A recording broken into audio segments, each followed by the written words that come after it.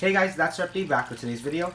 So today is just going to be a video on what to do if your beta isn't eating. So I'm making this video for a couple reasons. One, because I haven't made a video like this before, talking about what to do if your beta isn't eating. And two, because I know a lot of people that watch my channel have betas, not just reptiles. So yeah, let's get into this video. So there are four main problems for why your beta might not be eating. So let's start with the first problem. The first problem could be a change in your beta's environment.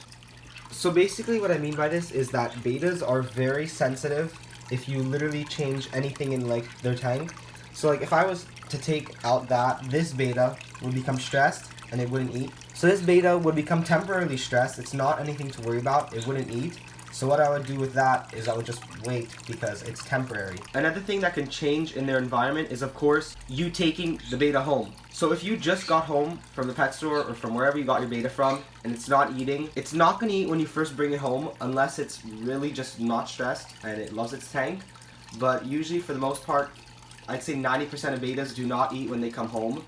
They're literally just taken from a small cup probably and put into either a big tank or a bowl, which you shouldn't have your betas in bowls, but people are going to do it anyways. But still, if they're taken from the pet store and then just brought into your house, a different environment, different everything, they are going to be stressed. If you just brought your beta home, again, same thing, just wait, let it acclimate. And the last thing that could be a change in their environment would be if you just did a water change. If you did a water change, then again, that's called temporary stress. It's temporary appetite loss, basically. I did a water change. This happened to me too. I did a water change, and this guy, or it's a girl actually, but this girl, where is she? This girl right here.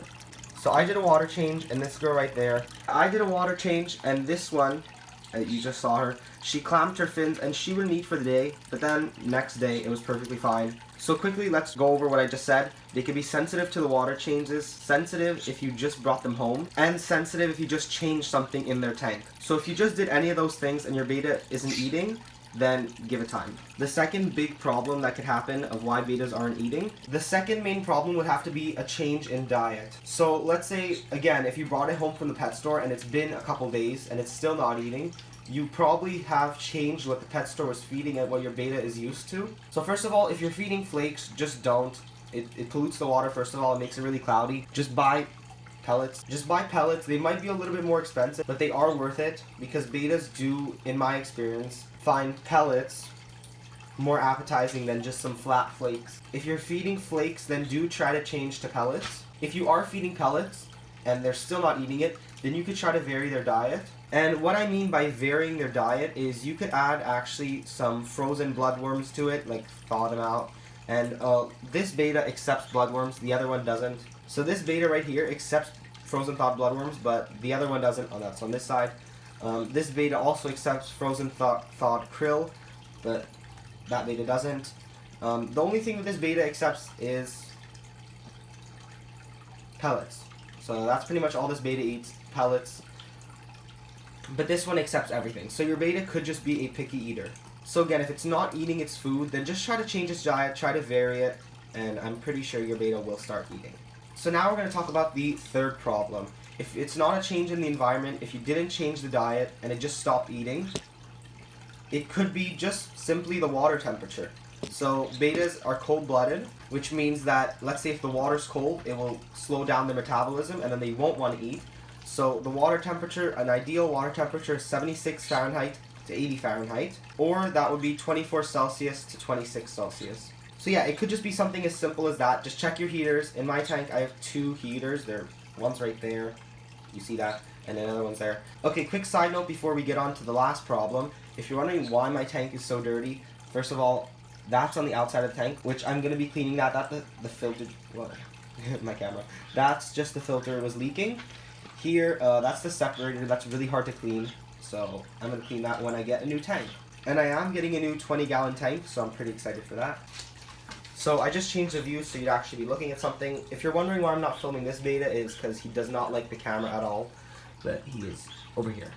The fourth and final problem that I would say is the worst. It's disease. So your beta could actually be sick, and that's why it's not eating.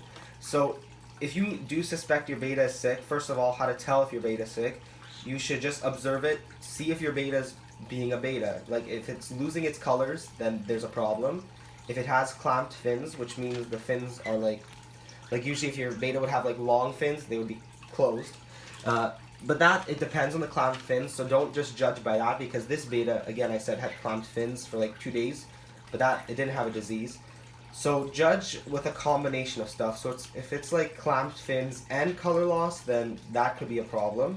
Look for bloating, if there's any like cuts or scrapes on it. Just look at your beta, see if it's acting normal. If it's hanging around at the bottom of the tank a lot, that could be another problem. For that, I would say you need to test the water to see if there's anything wrong with the water, first of all. And then you would fix the water, whatever the problems are. And then you would have to treat whatever you think it is. So if you see whatever your symptoms are, search it on Google or whatever, just search it, and then see what answers come up, see how to fix it. And once you fix the environment, your beta's health will improve, and then your beta will start to eat again. Anyways, that concludes this video. I hope I helped some of you out. But I am going to stress one point, which is a pretty big point, is to not overfeed. Do not like dump a bunch of food in and just hope your beta eats it, because it's not gonna, it's just gonna go to waste, and it could actually hurt your beta in turn, because the water is going to become very gross and dirty. Anyways, so yeah, thanks for watching. Make sure to comment, rate, and subscribe.